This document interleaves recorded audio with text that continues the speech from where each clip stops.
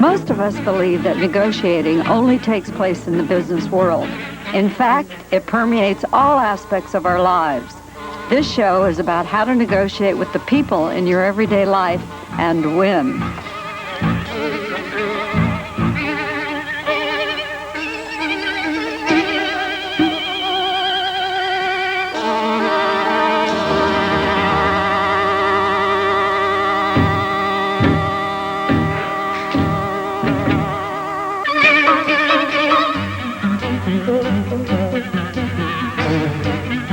I used to be like them. I used to play that game. Only you know what always happens? Somebody loses. Thanks a lot. So even if you win, you feel guilty. And of course the whole thing just starts right up again, only this time the pressure's more intense because the competition's greater.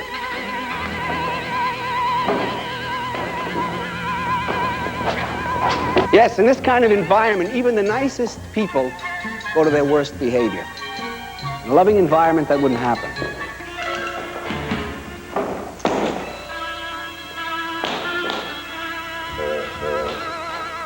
And finally, when you've done it, when you've won all the marbles, you've got no one to share them with. And somebody's always out to get you.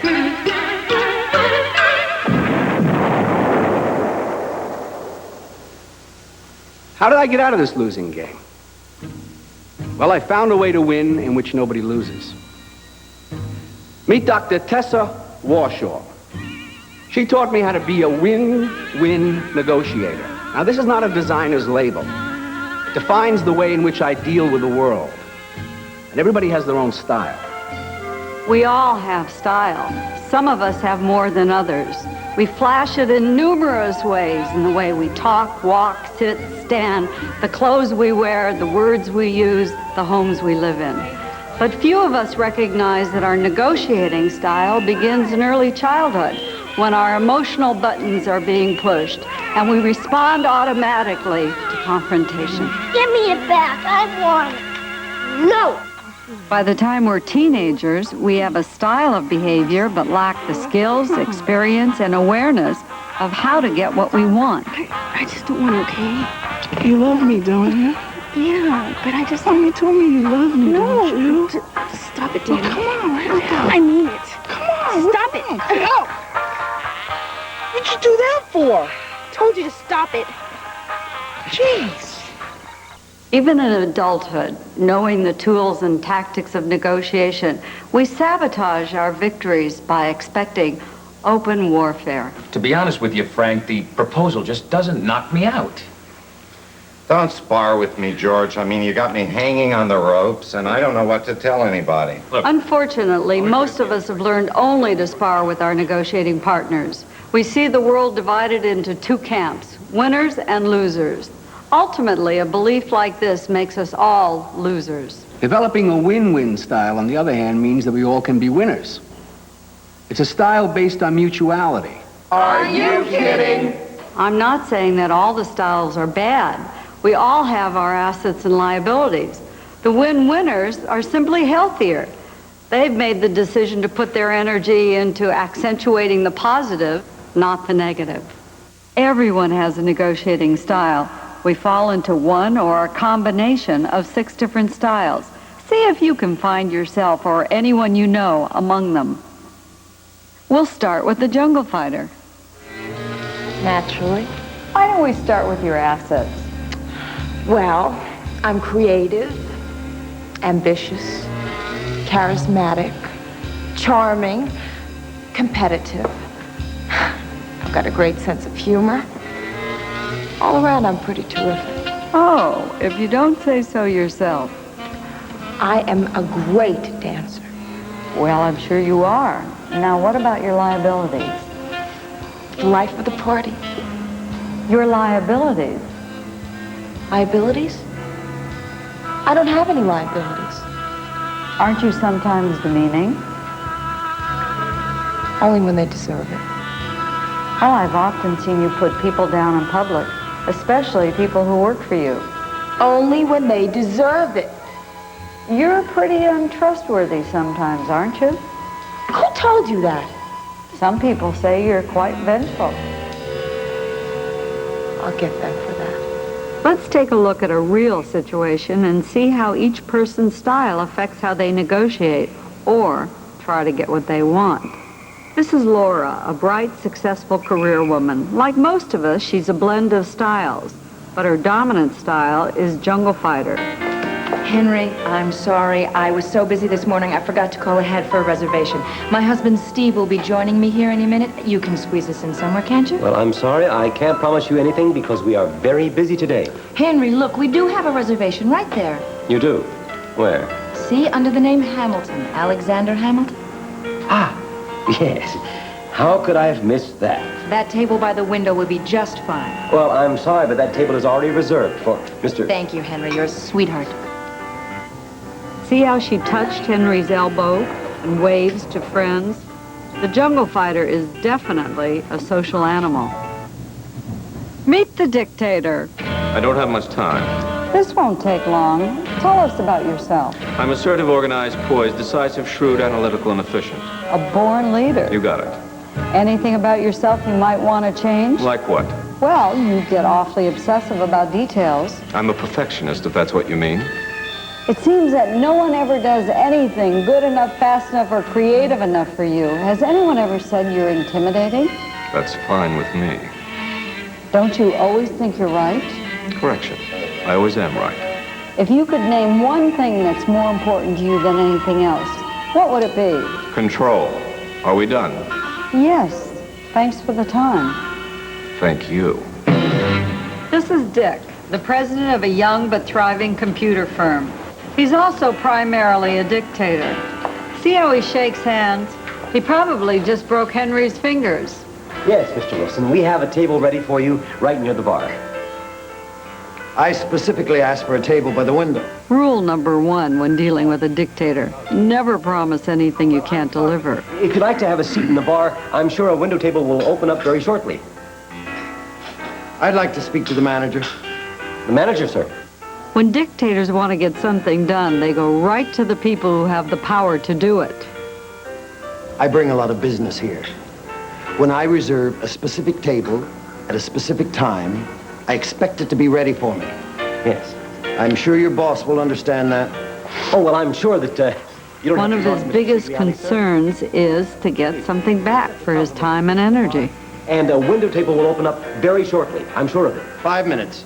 That's all I can afford to wait. Yes, sir. Thank you very much, sir.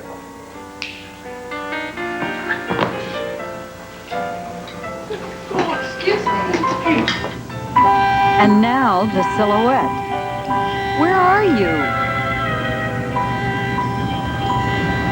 Ah, there you are. Hey, not so close. Sorry. Why don't you tell us your good qualities? I don't like to blow my own horn. Okay, you're modest. What else? I don't know.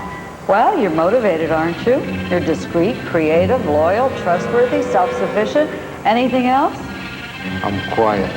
Don't you think you'd get more of what you want if you made yourself more visible? Oh, I get what I want. How? You know how some people kill with kindness? Yes. Well, I kill with silence.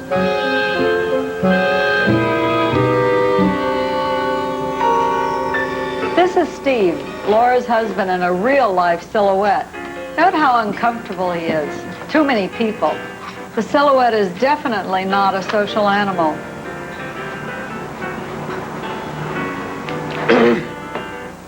Oh, sorry, sir. I didn't see you.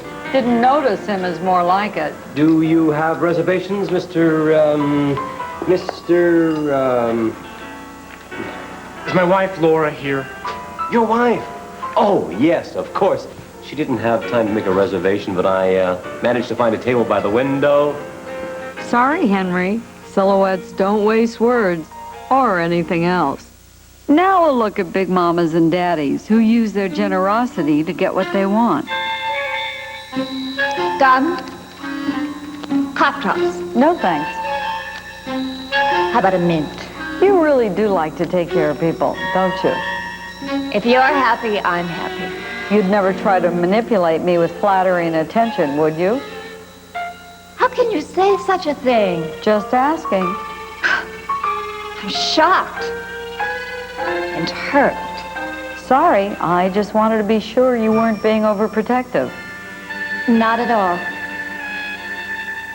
I just know what's best for you. Of course you do. I want you to feel free to come to me with anything that's bothering you. And you'll give me good advice. Trust me. You sure you don't want a mint? Here's Phil, big daddy who works with Laura. Look at that warm embrace. A dead giveaway for his style. It's good to see you again, Henry. Thank you, sir. Hey, where should I sit today? Oh, well, sir, you didn't call for a reservation. I didn't. No, sir, you didn't. Oh, Henry. I'm so sorry. I must have thought that I called you because I was talking about you so much today. About me, sir? Yeah, with my brother. He's a real estate agent. Remember you told me you were looking for a house? You remembered that, sir? Of course. Henry, you're my buddy. You always give me the best table on the busiest days. Well, yes, sir, but today we are really packed. Look, here's my brother's card. He's got a great two-bedroom right on the river. A river house, sir? It's a real steal, Henry. And nobody else knows about it. He's expecting your call. Where would you like to sit, sir? Table by the window would be just wonderful. No problem. You see, big mamas and big daddies always have an ulterior motive for their acts of kindness. Next, we have the suitor. Tell us a little bit about yourself. What do you want to know about me for? Well, for one thing, you're a nice person. You think so? You wouldn't just say that, would you? A little insecure, but nice. Yeah, I guess I'm cheerful most of the time. And you're helpful, gracious, appreciative. And loyal, too. Just call me anytime. I'll be right there. Even if it means getting involved in a conflict? Well, fighting's not exactly my forte, if you know what I mean. What do you think of the new Woody Allen movie? I don't know. What do you think? You're pretty indecisive, aren't you? Am I? Well, if you think so. You don't have to agree with everything I say. No, of course not. But you're right. This is Joan. Once again, you see the unmistakable signs of the suitor. The lowered head, the nervous gestures, and certainly the timid approach. Excuse me. Oh, yes. Sorry, I didn't want to bother you. I have a reservation. Ah, Mrs. Wilson. Yes, your husband's already been seated. My husband? Mm-hmm. Oh, no. We're not married anymore. Oh. I mean, we're separated, and he must have made a separate reservation. Well, I'm sorry, but I only have one table reserved under your name. What am I going to do? Well, you could have a seat in the bar, and I could put your name on a waiting list. Oh, no. I wouldn't want to put you to that trouble. Oh, no, ma'am, it's no trouble at all. I should have something for you within 10 minutes. Oh, all right. I can wait then. I'll Yes. I'll wait back Yes. there in the ladies' room. Oh, ma'am, that's not the ladies' room. That's the kitchen. Last but certainly not least, we have a stylist who knows that negotiating is not only a question of how much you can win, but how much the loss will affect the other person. This is a stylist who knows that he's not a victim nor an intimidator. The win-winner. If I didn't know you better, I'd think you were biased. I am, but the other stylists won't be so easy on you. You're on, Silhouette. I think you talk too much. Well, I like to talk, and I assert myself when necessary. But I do try not to brag, because that could get me into a lot of trouble. You give things up too easily. Fickle. Well, I'm not afraid to walk away from a situation that's not working. And I'm as loyal to people I like as you are, even the people I don't like. I think you're weak. Why? Because I help the other person to win? The bond of collaboration can be very strong. Hey, you're not aggressive enough. Well, I'm not into creating problems. I'm into solving them. It's all in how you look at it. That's right. The win-winner has simply made a decision that life is a collaboration. And once you make that decision, you don't hurt, humiliate, or demean the other person. I think, what? I think it's easier said than done. You need to simply go one step at a time. You need to know your own negotiating style and the style of your negotiating partner. To go on being oblivious to style is to continue losing. I'm into showing you how to win.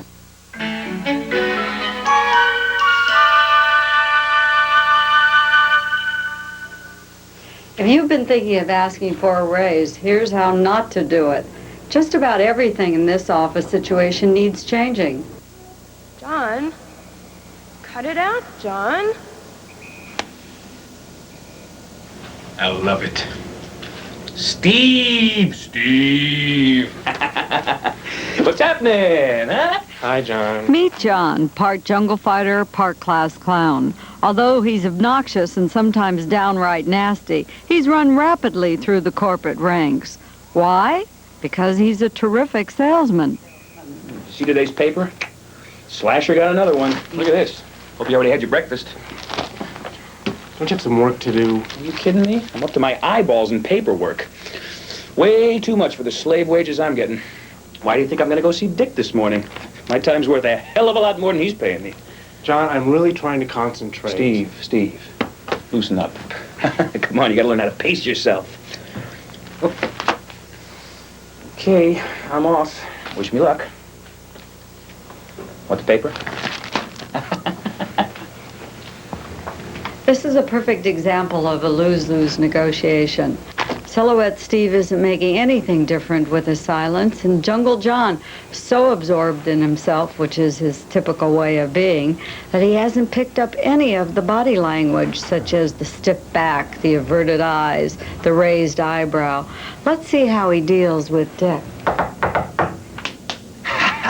Hey, Dick. How you doing? I'll be with you in a minute. Jungle fighters have trouble sitting still. John, look at Dick. Pay attention. I prefer you not to smoke in my office. Oh, sure. Oh, I got us court number 3 today. Fine. Oh, good. 12:30? As usual. Good opening ceremony, John. Dictators don't like a lot of small talk.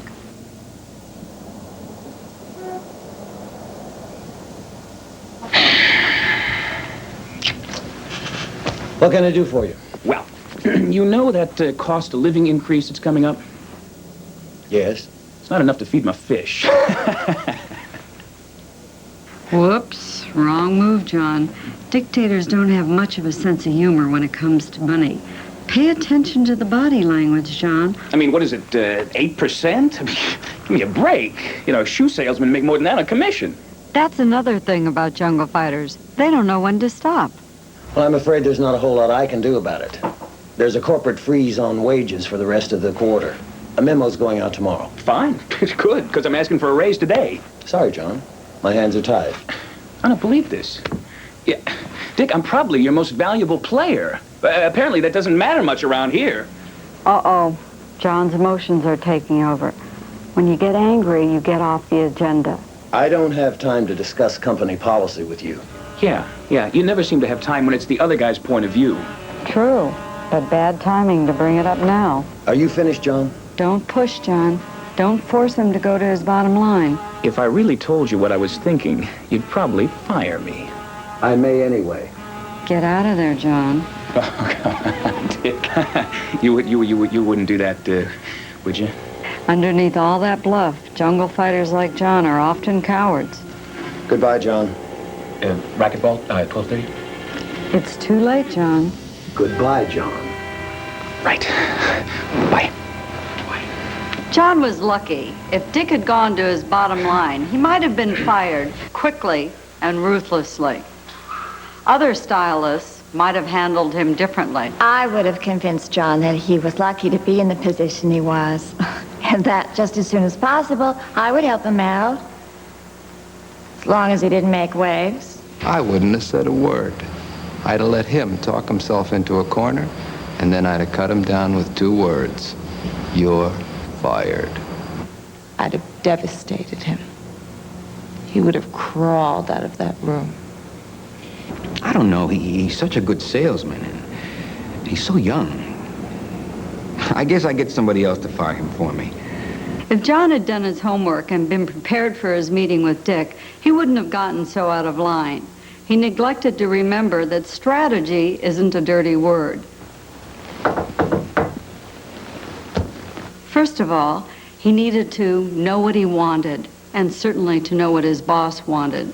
Second of all, he needed to design a strategy that took into consideration a contingency plan, just in case something unexpected happened.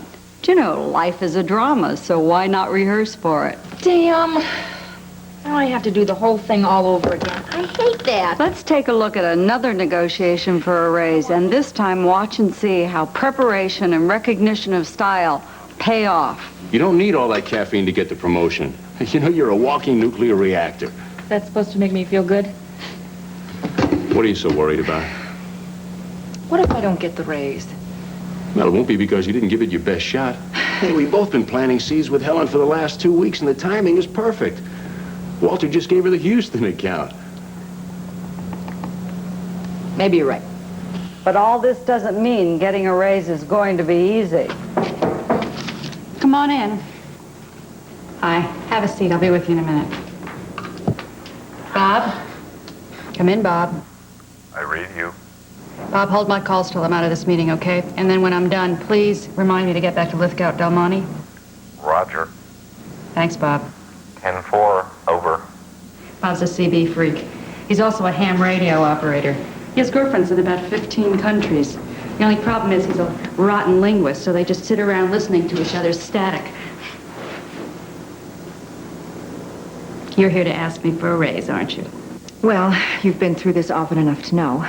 Laura, instead of using a sarcastic thrust like John's, start with your achievements. I won't waste your time telling you why I think I deserve one, except to say that in the last year, I've acquired 3 major accounts for the firm, won 2 national awards, and haven't caused too much trouble. Not too much. And I have 5 written client recommendations. I'm impressed. I am. But unfortunately, I have some bad news. Mr. Prather just decided to freeze all wages across the board till the end of the year.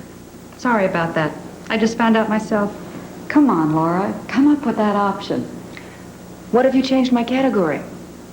To what? There is no category between your position and mine. Create one. You need a new designer, right? Chances are if you hire one, I'll be kind of supervisor. Mm-hmm. The company's growing. It needs a new art director. Oh, well, I don't know if the budget could handle that right now. Now, give her a trade-off. I wouldn't need a separate office. You wouldn't? Well, not right away. Okay, quiet now. Let her think about it. Well, I couldn't make the decision alone. Oh, I'd be happy to talk to Mr. Prather. Oh, no, I think you better let me handle Walter. Great. Now follow it up. When will you let me know? I should have something for you by tomorrow afternoon. Terrific. Thanks, Helen. Bye-bye. Negotiators have different views about money, depending on their styles. Money is power. I'll drink to that. You can use it to get anything you want. Especially people. I like to loan it out. Then they owe me. Not me. I don't give anything away. It slips right through my fingers. Scrooge had the right idea about money. I can't ask for a raise. I always think the answer will be no. I only invest if the prospect for return is excellent or better. I get what I want by appealing to their greed. The trick is to know how much you're worth. And go for it. Gee, what am I worth?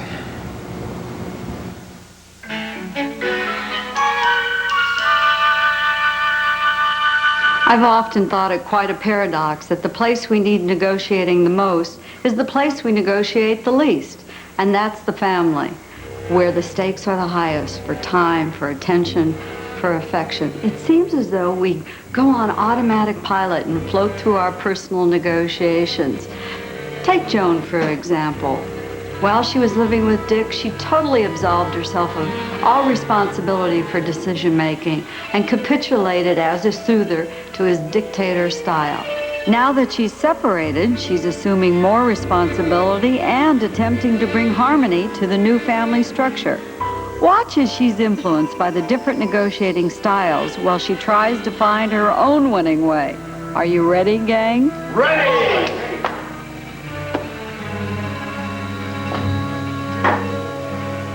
Bye, Mom. Mom, it's Danny's turn to clear the table and dry the dishes. Be strong, Joan. Danny? Come on, Mom. The guys are waiting for me, and I got a baseball game to play. Stand up, Joan. Use those lungs. Danny, you clear this table right now. All right. Hey, don't let her get Where do away. you think you're going? Elliott's coming to pick me up. The jerk. That boy is trouble. This boy Elliot worries me. He's nice. Nice boys don't wear their hair like that. Amen. She thinks it's sexy. Creep. Did I hear the police raided the club the other night? What? Get out of here. And they took Elliot to the station, didn't they? Bastard. Sit down, Lisa. Is this true about the club? Is this true about the club? You have a right to remain silent. Is it? Not a word, kid. Is it? Excuse me. Pardon me. Joan? Joan, I told you, you're a soother. You can't desert me by adopting all these other styles. Now look, you're gonna have another disaster fantasy. Soothers always expect the worst. That's what stops them from going into action.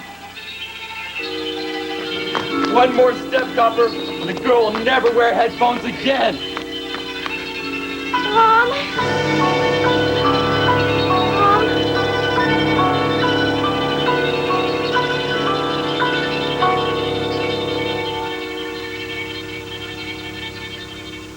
If you ever go to that club again, you'll be grounded for 3 weeks. Lisa, I'm talking to you. Not yet. Answer me!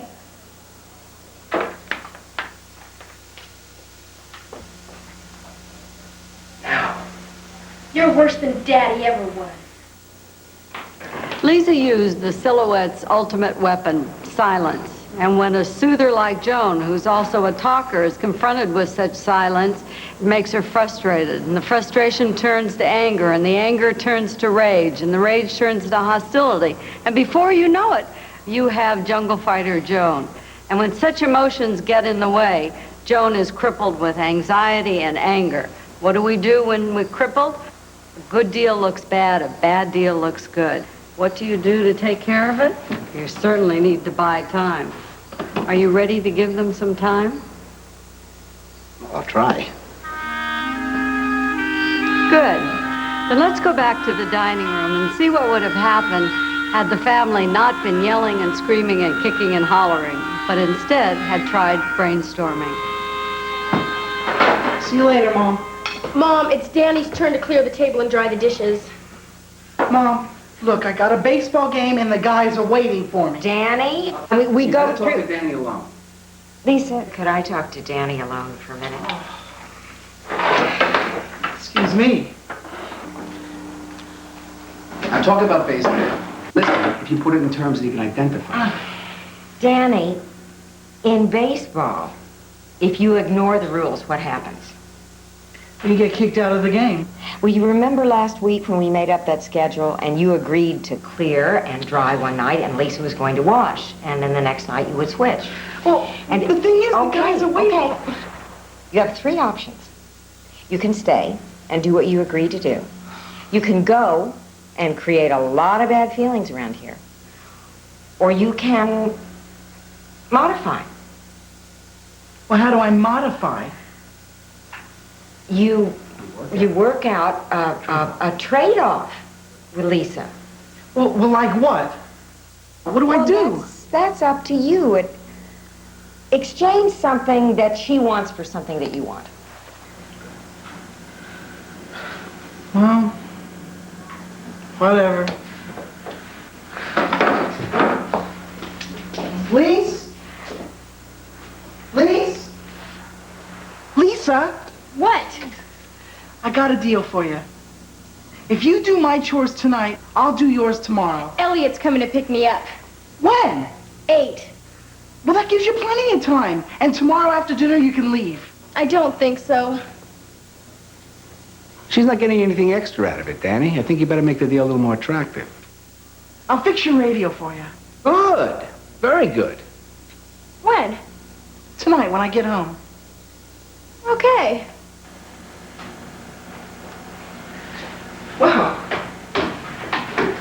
Thanks, Lise. See you later, Mom.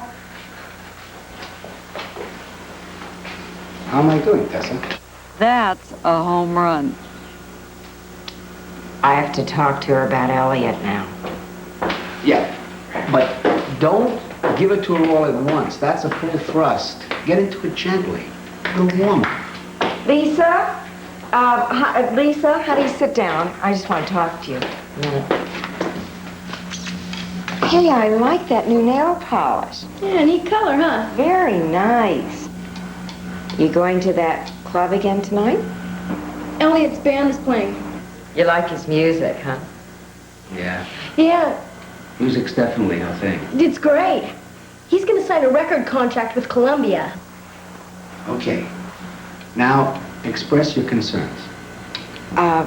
Well, Lisa, I am very worried about that club. There is going to be big trouble at that club some night, and you're going to be caught right in the middle of it. It's going to Joan, you're getting upset. The cops make the trouble. Elliot says they raid the place only to keep Lisa, the neighbors happy. I am not going to argue Okay, with now, you. time out. Take a time out, Joan. Why don't you go in and wash the dishes, Lisa? I'll be in a minute and help you dry. If I promise to postpone tonight's date, do you promise you won't get all paranoid and crazy? Well, that sounds reasonable. Am I paranoid? Oh, come on, Joan. Let's face it. You are a little. Agree or I won't call him. Agree. I agree.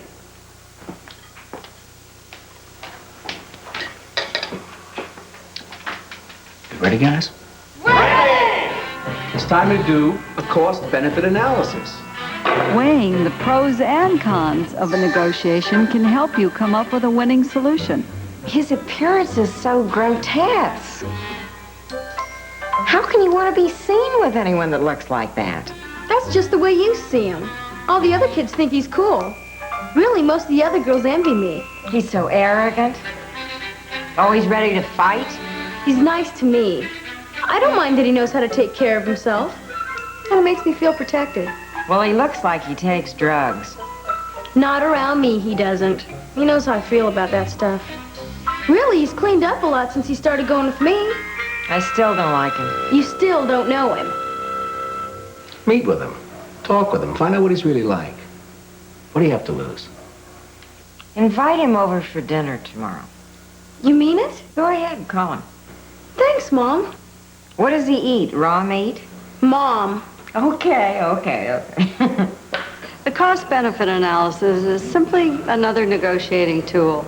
It helps us clarify our options. The more options you have, the more trade-offs you can make. The more trade-offs, the more negotiating power you have. But be cautious. You need to know your negotiating partner's options, too.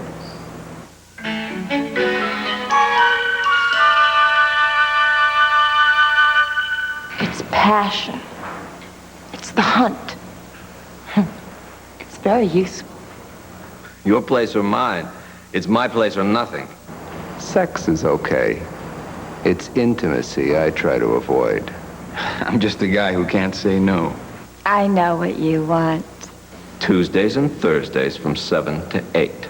Be generous to each other. It's important to know what both of you want. Just don't ask for commitment. Massage. Don't be perverse. Where else would you get what you get from me? I'm always looking for love and romance. So how come all I ever end up with is sex? It's difficult for us to accept that much of what goes on in the bedroom is negotiable, but it is. Oh, that was a good one. Good night, babe. Hey, don't go to sleep yet. Don't sleep yet. Oh, I gotta get up in the morning and make a report, hon. So, okay? Can we at least just talk? Honey, would you mind turning off the music, please? You know what you are, Steve? What? You're a slug, Steve. What? A slug. An egocentric, garden variety slug. What the hell do you think you're doing? Go get him. Oh, Steve, I'm sorry. I have an important presentation tomorrow. What do you think you're doing? You think I have needs too, Steve? Oh, your priorities are so screwed up. You think sex is an obligation, don't you? A token of intimacy. Talk is extra, right? I said it was good tonight. Didn't I say it? Why? Because it lasted more than 30 seconds? I can never please you. You're never satisfied. What do you mean by that? You've been reading those magazines that tell you have to have 19 multiple orgasms every time. Get him tight. Oh, listen, Tarzan. I don't have to read a stupid magazine to know that a quick roll in the hay once every 3 weeks is pretty slim pickings. Well, that's the way I am. Don't pull that calm, collected routine. Just go back to bed. Look, Laura, I really don't have time for this right now. So let's just do it another time, all right? Don't talk. Just sleep. Good night. Son of a bitch!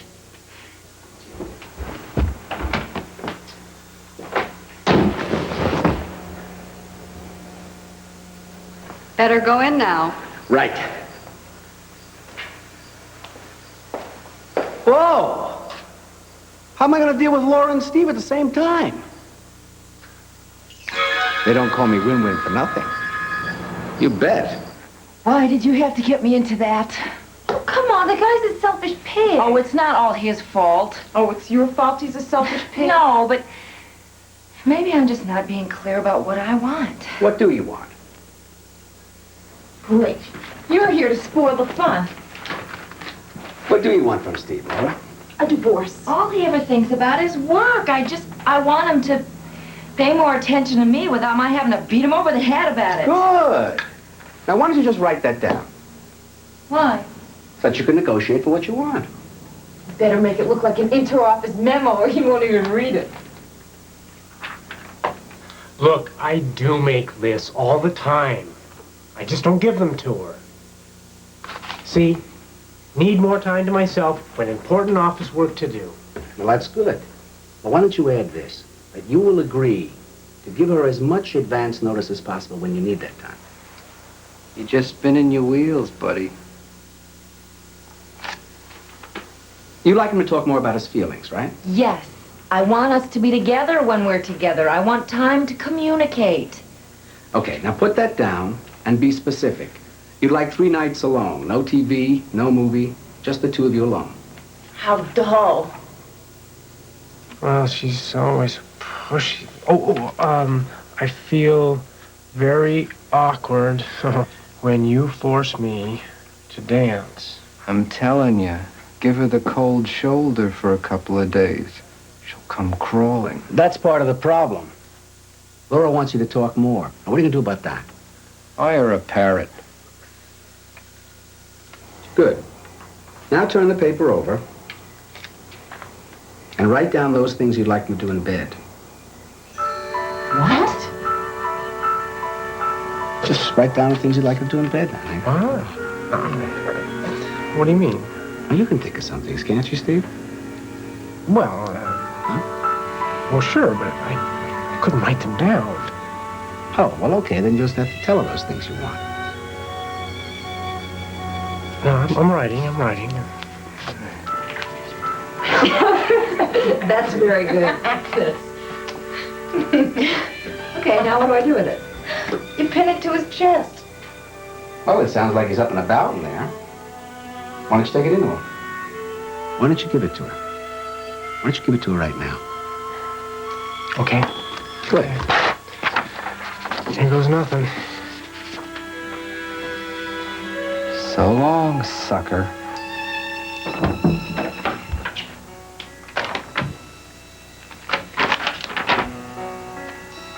How about I guarantee you 2 nights a week instead of 3? I just don't want to promise something that I may not be able to give.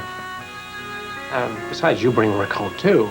Only when I have to, and I don't hide behind I it. don't hide behind. Oh, who goes into the bathroom with a book and locks the door every time we try to talk about us? I do that? Uh-huh. Okay, all right. Do I really drive you nuts when I try to introduce you to people? Yeah. Why didn't you tell me? I don't know. I just got in a foul mood instead. Well, I'll try to work on that. Why don't we have dinner tomorrow night and we can deal with the rest of these things? Okay with me.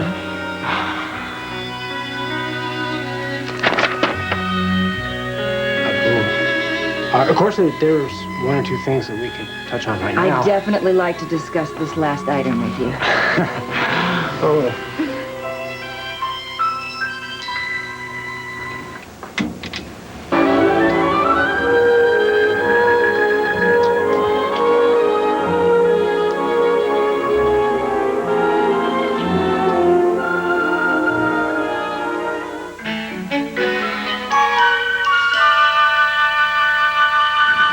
What does power mean to me? It's the name of the game. The reason for all the combat. All the marbles.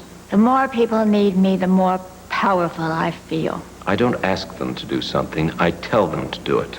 I guess helplessness is power. Silence is power. When they can't do without you, you've got them by the...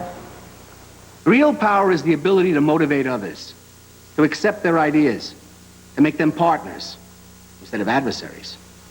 People often give their power away by allowing the negative aspect of their style to dominate the negotiation. A big mama will undermine her position by not allowing others to spread their wings.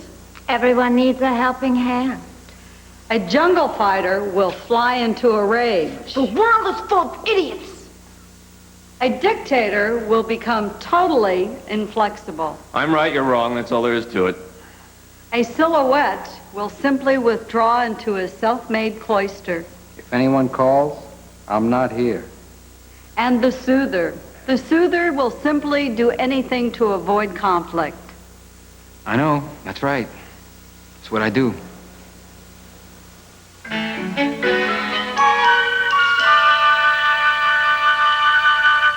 In this world of win-lose and lose-lose negotiation, power has a constant companion, intimidation. Intimidation is probably the meanest of all the negotiating cripplers. Why? Because it can paralyze you for a moment, for a minute, for the duration of the negotiation. Now, how do you handle it when you're intimidated by something or someone? Be prepared, physically, psychologically, and creatively. Remember, each new negotiation is another hurdle for you to jump over. What is it? No problem. This is just for you. Hey, do we have to do this? You're serious? Hey, you have feelings about that? No. So negotiating with each of the stylists requires a different approach. Take the jungle fighter, for example, who can be savage and merciless, but can be handled. Don't let the jungle fighter know for a minute you're afraid of him or her, and get yourself a support network. You'll need one. They wear you out.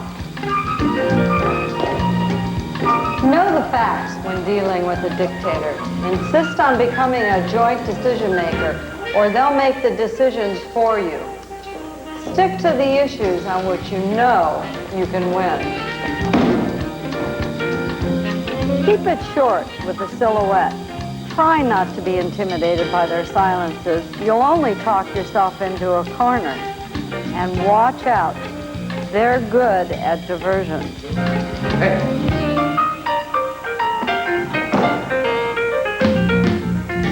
The way to stop being intimidated by big mommies and daddies is to stop seeking their approval and telling them everything. Eventually, you'll have to leave them. But don't burn your bridges. You may want to find a way back.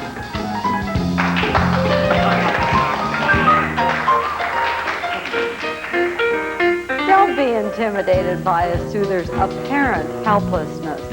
Insist on commitment and encourage them to follow through. Watch how Big Mama uses the soother to get what she wants. Remember, if you're too afraid of intimidation, you'll get stepped on too.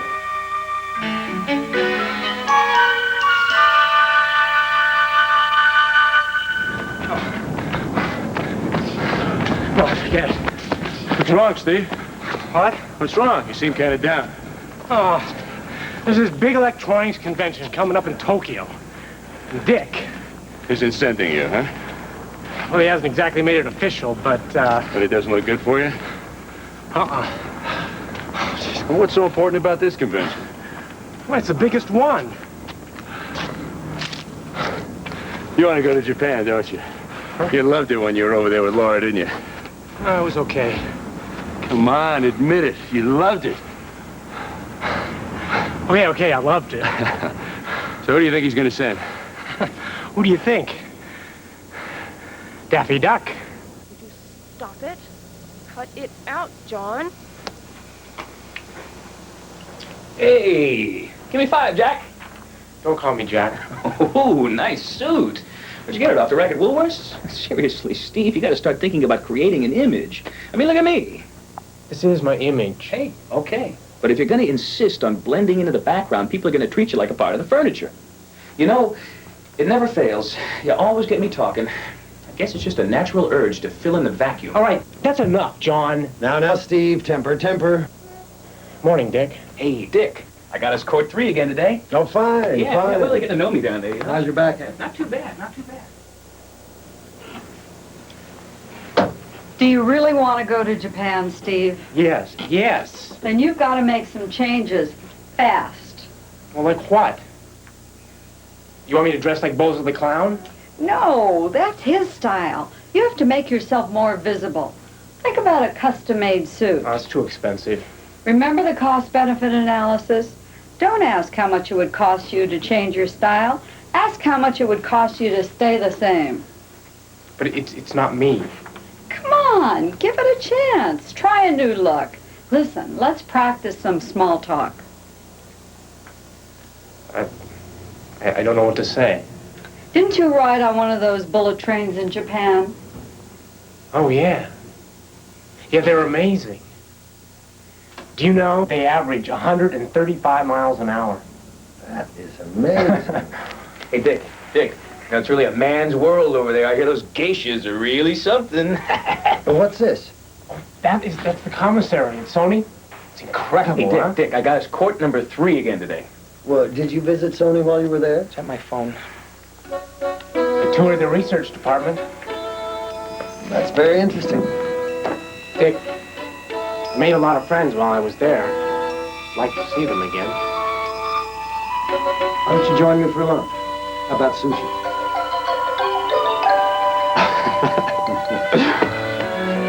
How does it feel to be a winner, Steve? 3 to the lady in my left. Nowhere is our individual style more entrenched than in playing cards. It's where we have the choice to play it safe or take a risk. It's similar to everyday life, where in order to win, we may have to change not only our styles, but our tactics as well. Just one. One possible straight, possible bluff with that common. Dealer is going to take stand pat. Stand pat. Don't get greedy. Huh? Why do you always have to go for the jugular? Because that's the way I win. That's how you lose, too. You gonna bet? Hey, look, don't rush me, okay? You check? I'll start the betting. 100. Look what you're doing. The body language. The raised eyebrow, the pursed lips, the stiff-necked posture. You're trying to intimidate them, aren't you? Why not? It works, doesn't it?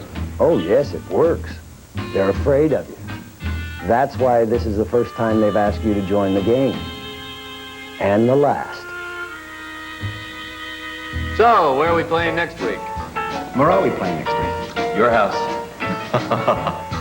I'll see your 100. Raise your 100. Ah, now that's what I call a poker face. I know. That's how I win. Yeah. Yeah, that lack of emotion is great for poker, but it doesn't work at home, does it? Doesn't even work at the office, does it? No. You know, it wouldn't kill you to smile when you're happy, would it?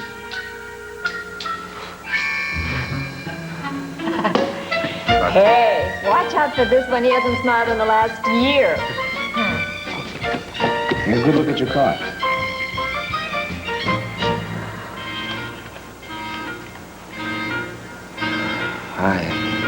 I think I fold. What are you doing? Don't drop out, dummy. You have a great hand. I don't want to lose. You're sure to lose if you stop now. Bet on yourself. Take a risk. I've never taken any risks before. You never won before either. That's true. All right. Bet? Where are we playing next week? What's wrong with my play? Sounds fine. When it's on my turf, I have more confidence, and I win more. But aren't you getting a little tired of taking care of everyone but yourself? Yeah, I am. How come we never play at your place? Your bet. I'll see you. You're holding back. In the old days, you would have taken them for everything there were. Not anymore. I'll just see you.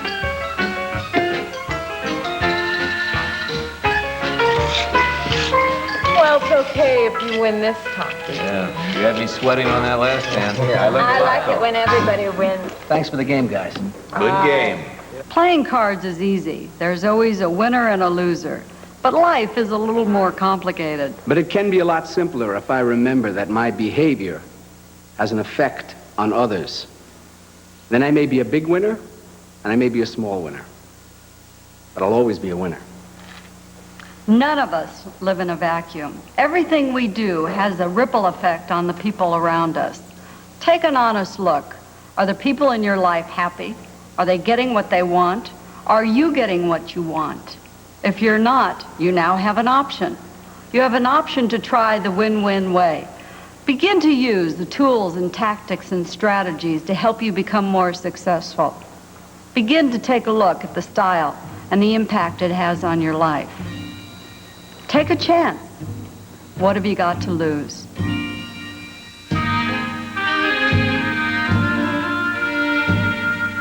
Each time you view this show, you too will see new ways to change your behavior and shift your negotiating style to a winning one.